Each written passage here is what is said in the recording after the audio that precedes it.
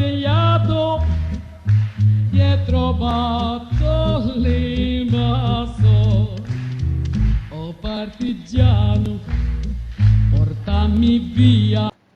Los trabajos de Morgan sobre los indios norteamericanos, celebrados por Marx hasta el extremo de inspirarle un libro que apenas sí tuvo tiempo de esbozar, pero que Engels consiguió en gran parte construir. Demostraron la existencia de un comunismo de tribu como origen prehistórico de todos los pueblos conocidos, colectividad pequeña asentada sobre la propiedad común de la tierra. Eran sus miembros individuos libres, con derechos iguales y que ajustaban su vida a las resoluciones de un consejo formado democráticamente por todos los adultos, hombres y mujeres. La jerarquía, según la edad, se acompaña también de una sumisión autoritaria que destierra el tratamiento benévolo a la infancia y abre paso a la reprimienda y los látigos. Las mujeres no solo cuidan del campamento, sino que recogen además las larvas, hormigas, langostas, etc., que forman parte de su alimentación. Los niños de 7 años debían ya vivir a sus expensas. El niño acompañaba a los adultos en todos los trabajos. Los compartía en la medida de sus fuerzas y recibía como recompensa iguales alimentos que los otros. La educación no estaba confiada a nadie en especial. Asistía y se entremezclaba la vida de la sociedad ajustándose a su ritmo y a su norma. Y como la madre marchaba sin cesar de un lado para el otro, el niño adquiría su primera educación sin que nadie le dirigiera expresamente. A los educadores de hoy diríamos que en las comunidades primitivas la enseñanza era para la vida por medio de la vida. Para aprender a manejar el arco, el niño cazaba. Para aprender a guiar una piragua, navegaba. La aparición de las clases sociales tuvo probablemente un doble origen: el escaso rendimiento del trabajo humano y la sustitución de la propiedad común por la propiedad privada. Incorporar individuos extraños a la tribu para hacerlos trabajar dentro de ella. Inútil decir que el trabajo con esclavos aumentó. Las funciones de los organizadores se volvieron hereditarios y la propiedad común de la tribu, tierras y ganados pasó a ser propiedad privada de las familias que la administraban y defendían. Marx señala con agudeza que estaban ya en minúsculo todas las contradicciones de nuestro mundo de hoy. Un esposo autoritario que representa a la clase que oprime y una esposa sumisa que representa a la clase oprimida.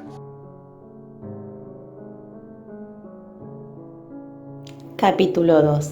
Para las clases dominantes, riqueza, saber, educación y derechos. Para los oprimidos, el trabajo, la ignorancia y la ausencia de poder pensar al respecto. La educación del hombre antiguo, segunda parte.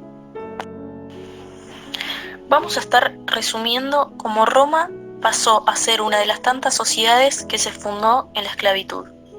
Cuando los propietarios más grandes, llamados patricios, monopolizan el poder que tienen los plebeyos, que eran los propietarios más pequeños, patricios y plebeyos crean una nueva nobleza y comienzan a dirigirse a la política.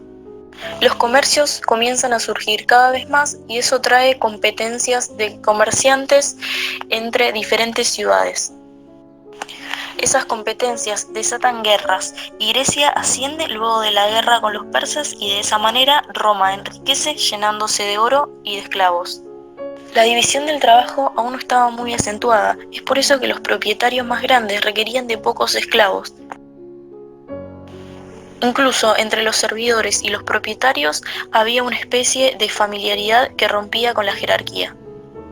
Los hijos de los propietarios se educaban junto a los servidores y aprendían sobre la agricultura y su importancia.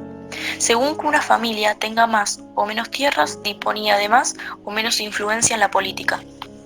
El joven noble que sabía labrar la tierra y había asistido a batallas en el ejército lo consideraban preparado para la vida pública, ya que para debatir en el Senado no se necesitaba estar bien instruido, sino tener un buen discurso.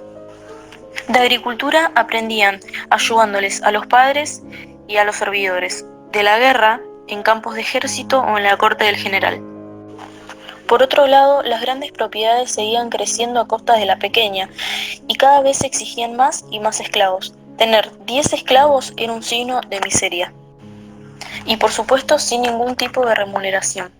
Esa familiaridad que existía y mencionamos antes entre el esclavo y el propietario se había perdido. Ahora se encontraban bajo las órdenes de los patricios grandes. Al ser tanta la cantidad de esclavos, no podían ya tenerlos bajo obediencia. Ahora trabajaban con cadenas y eran vigilados estrictamente. Los esclavos que eran robustos y fuertes, en vez de seguir siendo explotados y asesinados por algún noble, eran educados para gladiadores. Todo el maltrato que ejercían hacia los esclavos dejaron de mantenerlos atentos y comenzaron a trabajar con menos rendimiento. Los pequeños propietarios y los esclavos libertados arruinados en el siglo IV por la gran propiedad se dedicaron al comercio de industrias libres con los oficios que habían aprendido en las casas romanas durante su esclavitud. Y es de esta manera cuando luego de comenzar con sus comercios van teniendo influencia, no solo en la parte social, sino también en la política. En el siglo IV empiezan a tener honor y lugar en los banquetes. Ya pudiendo opinar, comenzaron a encontrar a la educación insuficiente y a exigir una nueva a las noblezas. No era legal que cobren por la enseñanza que daban, solo recibían regalos de los estudiantes y de sus padres. Más tarde, esto se encontró como un sueldo fijo. Aún así, no había ley que remunera a los maestros y estaba prohibido reclamar a las familias para recibir algún tipo de pago. Por otro lado, lo más esencial de la cultura lo daban los gramáticos. En su enseñanza instruían con enciclopedias que tanto hacía falta en la política, negocios, en debates de tribunales, etc. Por último, los retores, quienes enseñaban ya con otros detalles, incluían algo de música, de actuación, de abogacía, de gestualidad en cuanto a estrategias a quienes debatían en el Senado. Se revela una nueva política de parte del Estado. Los maestros de gramática, retórica y filosofía fueron liberados de las obligaciones públicas. Julio César les había reconocido ya la ciudadanía. Esto significaba que las clases gobernantes reconocían y avalaban la enseñanza superior, solo superior, porque los pobres no podían interesarse en ese nivel de enseñanza. Entre los años 70 o 79 a.C., Vespasiano otorga subsidios a los retores y no a los maestros que realmente lo necesitan. Estas enseñanzas comienzan a tener una división más grande de la que ya tenían, una cada vez más protegida y otra totalmente desamparada por el gobierno romano. Los profesores no serán hasta el siglo V funcionarios del Estado, pero sí ya funcionarios municipales. Ellos cobraban con mucha irregularidad y con diferencias de hasta un año. Muchos no tenían en dónde vivir. De aquí Constantino dictó una ley ordenando el pago puntual de sus salarios y cada municipalidad debía abonar como gastos obligatorios. A partir del año 362, la enseñanza a cargo del Estado aparece en la historia, pero años más tarde, en el año 425, prohíben toda forma de enseñanza que no sea por parte del Estado. Los motivos de enseñanza estaban basados en patriotismo y celebración de la gesta de los príncipes. Los estudiantes eran vigilados y cuando eran profesores aún lo seguían siendo, hasta que Justiniano reprimió parte de las escuelas del imperio y no había más consejero para que esto fuera posible.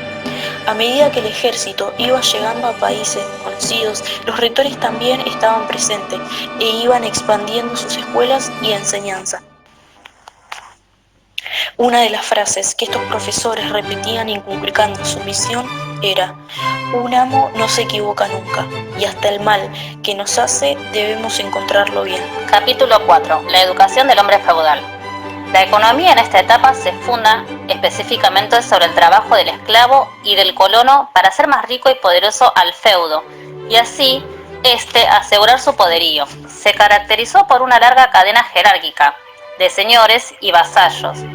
El mundo feudal reposaba sobre el hombro de los siervos.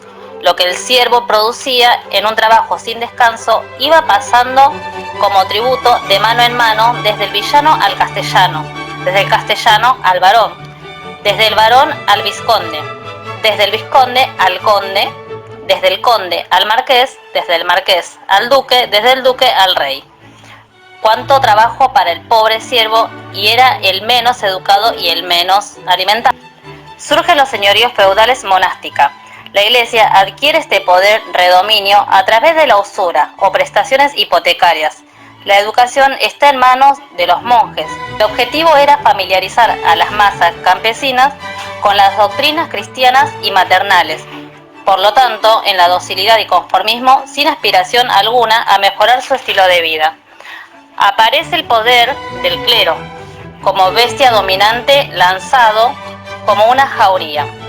Las órdenes de los predicadores feroces, los dominios, dominicanos, franciscanos, agustinos, etc., atemorizantes, quienes transformaron y desvirtuaron los verdaderos orígenes de los objetivos del cristianismo.